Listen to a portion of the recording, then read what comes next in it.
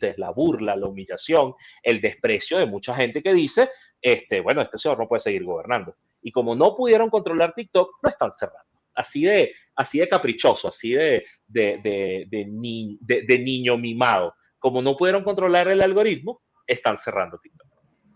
A mí me impresiona porque es lo que estamos viendo que está sucediendo en Colombia con eso de la compra de microinfluencers, muchas de las cosas que has dicho, y ese también es uno de los motivos por los cuales queremos hablar de Venezuela.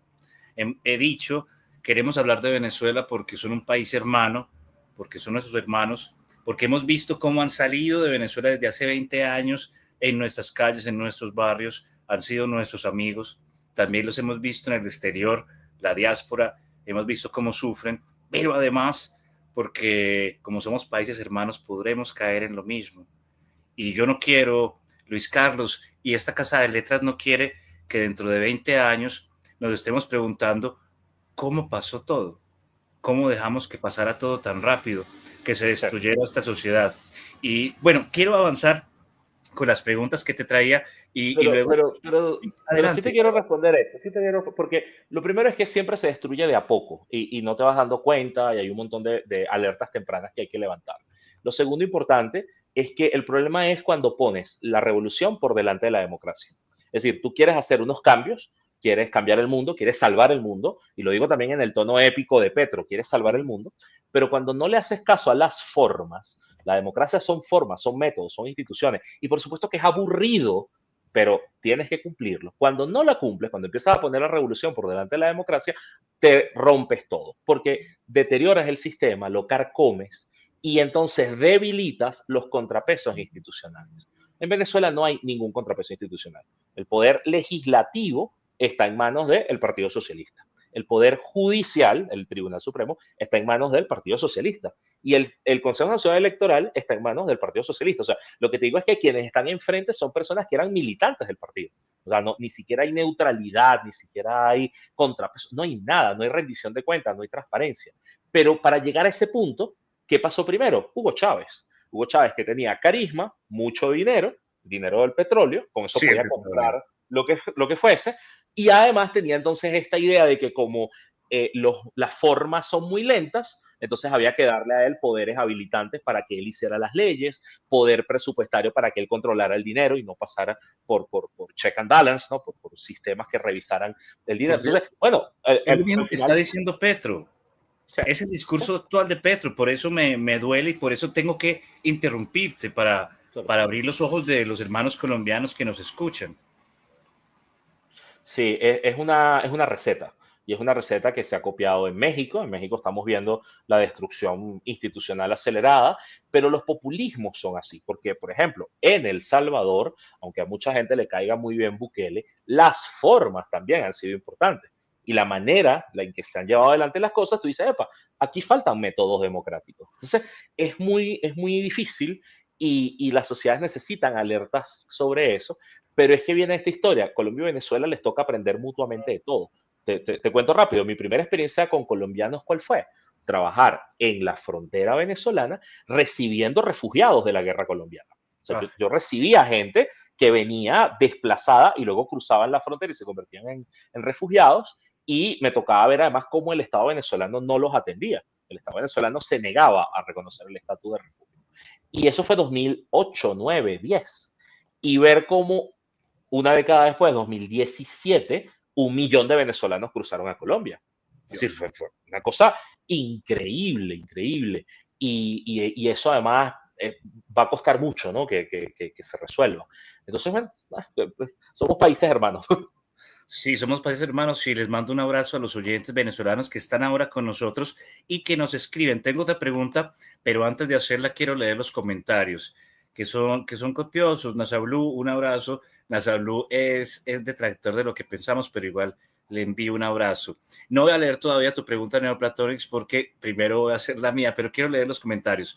Este nos indica que han cerrado TikTok. Jorge Alberto Franco, buenas noches, cordial saludo. Para el invitado, ¿qué piensa del asambleísta José Brito? Después podemos hablar de eso. A Cris Amelinx, disfrutando mucho de esta conversa con Luis Carlos. A pesar de la dura realidad venezolana, pocos pueden explicarlo con esta fluidez. También lo agradezco, Luis. Y a los oyentes, compartan el programa para que llegue a más gente con el numeral 10N. La pregunta es la siguiente. Yo sé, todos sabemos que la iglesia, principalmente la católica, pero las iglesias evangélicas, las iglesias reformadas, están en todos los barrios de América Latina y son un corazón y una base espiritual para nuestros pueblos. ¿Cuál es la situación de las parroquias, tanto católicas como cristianas, como reformadas? También hay tensiones. ¿Cómo están contribuyendo en este momento de zozobra en la sociedad, Luis? Es una pregunta que tiene sus partes. Voy a tratar de ser rápido. Lo primero es entender una diferencia fundamental entre Colombia y Venezuela. Esto sí es importante que lo sepan todos. En Colombia, la guerra la ganaron los conservadores. En Venezuela, la guerra la ganaron los liberales.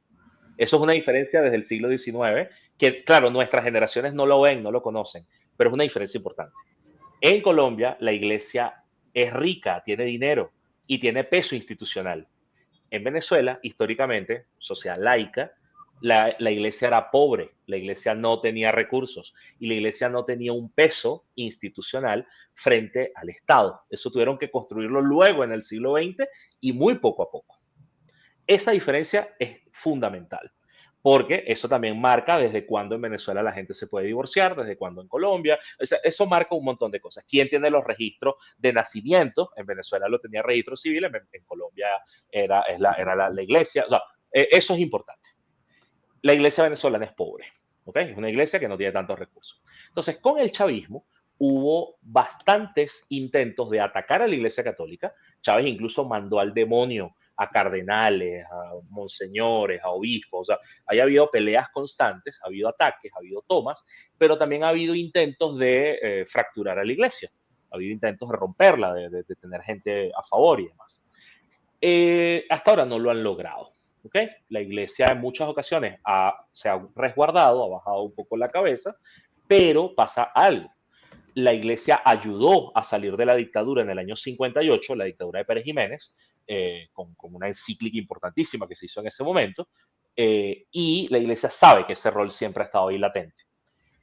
La iglesia además tiene presencia nacional y tiene atención humanitaria, con Cáritas y otra gente. Ellos saben del hambre, de la desnutrición, de lo que está pasando la gente. Entonces, eso hace que la iglesia haya tenido que callarse la boca en algunas ocasiones y resguardarse, pero de un tiempo para acá ha estado activa, de un tiempo para acá ha estado diciendo cosas incómodas. Entonces, para el chavismo es difícil porque, pese a todo, Venezuela es un país mariano, que cree en las vírgenes, que hace sus procesiones, que tiene una fe que se mantiene y además con toda la incertidumbre política, pues la gente con más ganas va a rezarle a las vírgenes, ¿no? Entonces, ahí el chavismo no ha podido entrar, no ha podido controlarlo y eso es muy interesante. En Nicaragua los barrieron, en Nicaragua se llevaron presos todo lo que pudieron. En Venezuela eso no ha podido. Entonces, el chavismo, fíjate qué pasó. Ahorita que dice jesuitas, eso lo trabajamos, pues yo trabajé con ellos unos años. Dentro de la Iglesia Católica, a los jesuitas que han logrado, bueno, que haya un grupo de jesuitas chavistas, ¿okay? que trabajan con el Estado, y un grupo de jesuitas más críticos. Lo que ellos lograron fue neutralizar a los críticos, sobre todo por la vía de las amenazas nicaragüenses, ¿no? De decirle, mira, te podemos quitar las universidades, te podemos quitar las obras, te podemos... Entonces, bueno, ahí lograron aplacar mucho a la Compañía de Jesús en los últimos años. Pero ¿qué pasa? Que el chavismo entonces, como no pudo con los católicos, se fue con los evangélicos, con los cristianos. Y ahí sí hubo compra, dinero. Tanto así que tienes un grupo de unos pocos miles, pero al final son miles, de pastores evangélicos que cobran un salario del Estado. El Estado da unos bonos y esos bonos llegan a los pastores evangélicos afines a Nicolás Maduro. El chavismo también pagó la construcción de iglesias de culto evangélico. Esa cosa no lo ha hecho con los católicos. Con los católicos a lo sumo se hacen reparaciones de algunos templos y muy poco. Pero con los cristianos evangélicos se les dio dinero. Pero ahí pasó otra cosa. Los cristianos evangélicos no están unificados, no son una iglesia, no hay una jerarquía. Son múltiples, son distintos. Entonces, claro, entre ellos también hay tensiones. Y cuando me toca hablar de estos temas, siempre aparecen pastores evangélicos críticos al chavismo que me hablan, que me escriben, que me dicen, epa, nosotros no somos los que están asalariados por el Estado. Entonces es muy curioso porque Nicolás Maduro, su hijo y otros actores del poder aparecen en unos rezos como si estuviesen, ¿sabes? Como saliendo de un demonio y temblando y haciendo algunas cosas, orando al Señor, pero en iglesias evangélicas. Y eso tampoco les funcionó. Es decir, hicieron toda esa campaña antes del 28 de julio y no les funcionó, no lograron captar el voto evangélico, porque el voto evangélico es múltiple, es distinto, no obedece a una pirámide. Entonces, después de que perdieron el 28 de julio, abandonaron eso también. O sea, No. fracasaron. Sí, claro. Sí. O sea, al final fue instrumental, fue instrumental. Y te doy otra que Uy, en ¿cómo es que Colombia no dicen? maneja. Date cuenta, hermana, date cuenta, Claro, hermana. no, Está no, siendo esto usado. el clientelismo es una cosa, pero es que además, si quieres seguir hablando de religiones, el chavismo también ha coqueteado con la santería. Venezuela es un país también afro y tiene mucha relación con el Caribe. Y claro, el asunto el sincretismo con las religiones africanas y la santería han estado ahí, son parte de la cultura venezolana.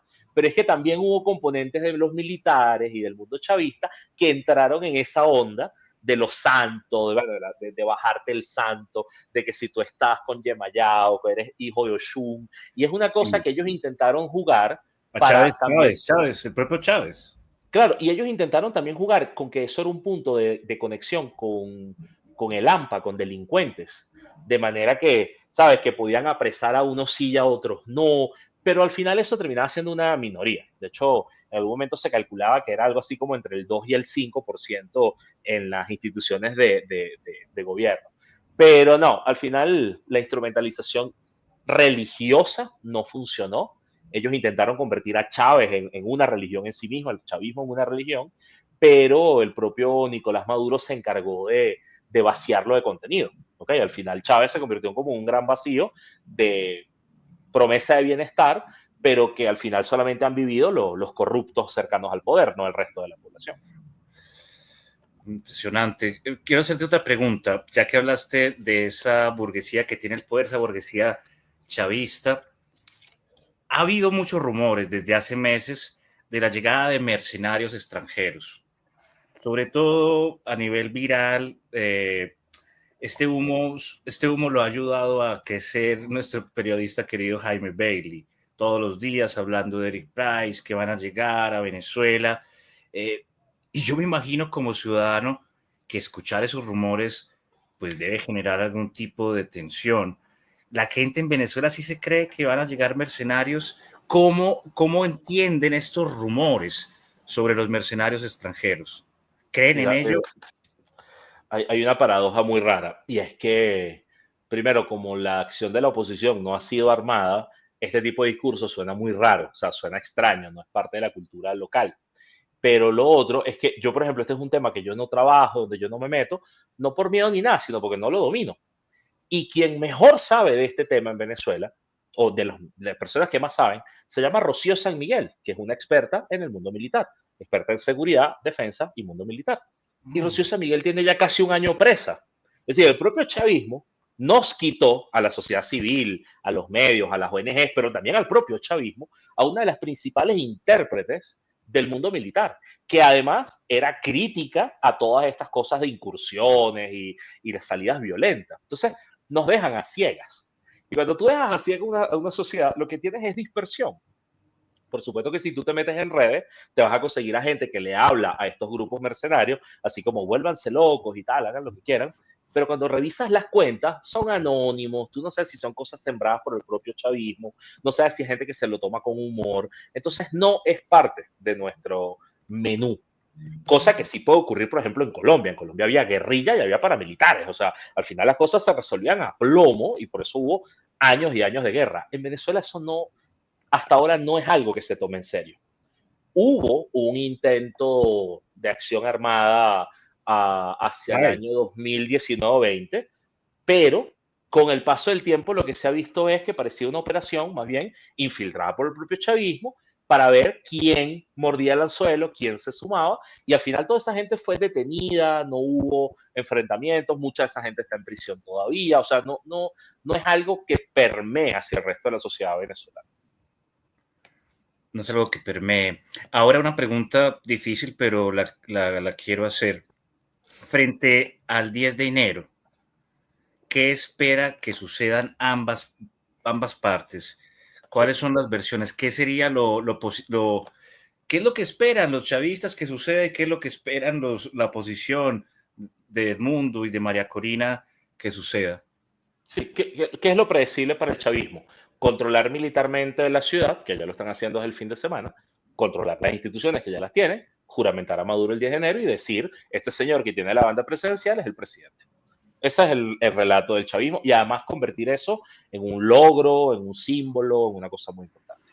¿Cuál es el relato de la oposición? Pues aquí hubo un cambio esta semana que no esperábamos y es que la oposición, en vez de esperar a que Maduro se juramentara el 10 para luego reaccionar, han llamado a la gente a las calles el 9.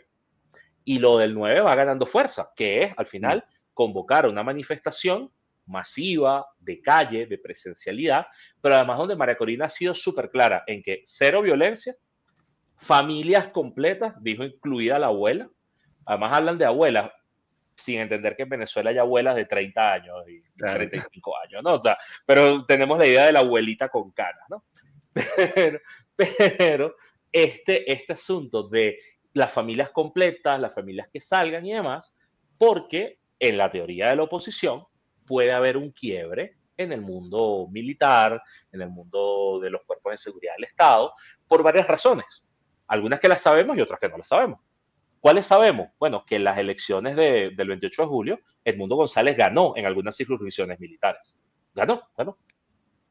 Edmundo ganó. De hecho, el chavismo creó centros electorales llamados Hugo Chávez y perdió en la mayoría. Y creó unos centros electorales llamados bases de misiones socialistas y perdió en la mayoría. O sea, el chavismo perdió, pero en el mundo militar también perdió. Porque hay una diferencia entre la casta, los que están arriba recibiendo plata y más conectados al poder, y bueno, los funcionarios de abajo que tienen salarios de $20 al mes, $50 al mes. O sea, ahí hay un divorcio. Ese quiebre es complejo porque es como que la sociedad civil dependa de una variable que no controla. Entonces, en paralelo también se está apostando a la masividad, a la fuerza. Pero yo te diría también que hay un tercer camino. Y ahí ese tercer camino es que se hable del 10 de enero como una fecha en la que después del nombramiento, Maduro no va a tener ni más reconocimiento, ni más legitimidad, ni más dinero del que tiene hoy o del que tenía hace un mes.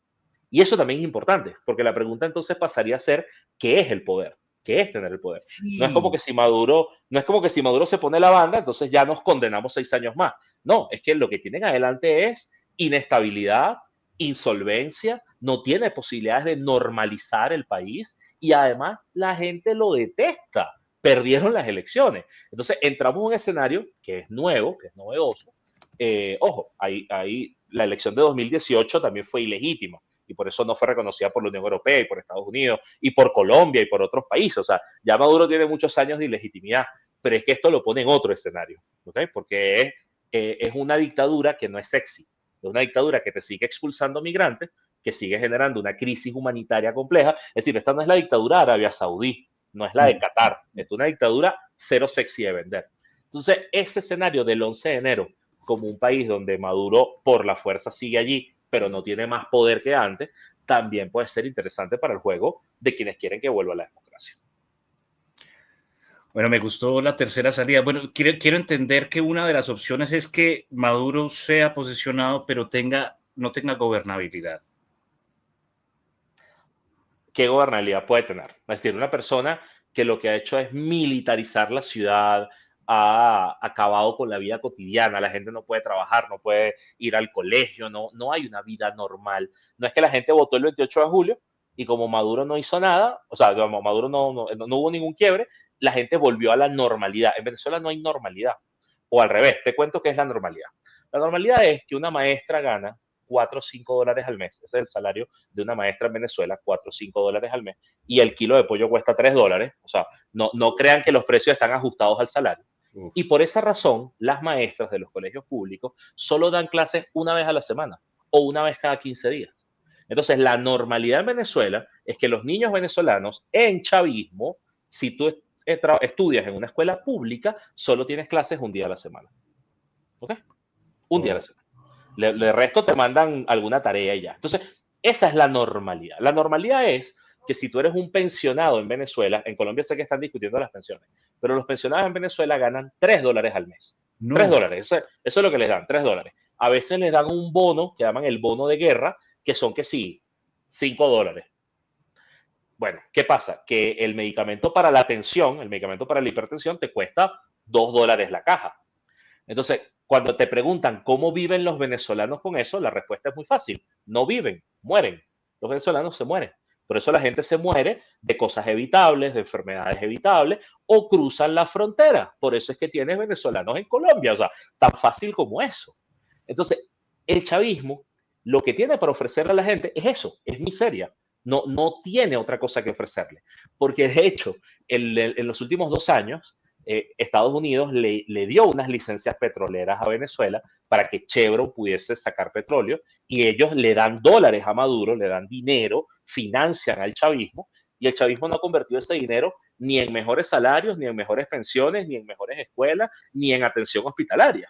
O sea, ya demostraron que ni siquiera con ingresos petroleros pueden mejorar la situación. Entonces, esa variable económica, aunque esta semana no se esté hablando, porque todos hablan de política, para mí es la base de todo. Es lo que hace que la gente salga a protestar diciendo, es que yo no tengo a dónde volver. O sea, yo no tengo una normalidad que me permita vivir. No hay dignidad en el chavismo. No hay. Porque incluso quienes viven bien, enchufados al poder, lo hacen indignamente, lo hacen a costa de robar gente. Es muy poca, o sea, somos un porcentaje muy pequeño de la población los que podemos ser solventes sin tener enchufes con el poder, ¿ok? Y sin vender nuestra alma. Eso es un porcentaje pequeño de la población, un porcentaje. Los demás están a la buena de Dios, o sea, se te enferma tu abuelita y no hay plata para curarla. Tienes una emergencia médica y no puedes resolverla. O sea, ojo, eso también lo hemos vivido, o sea.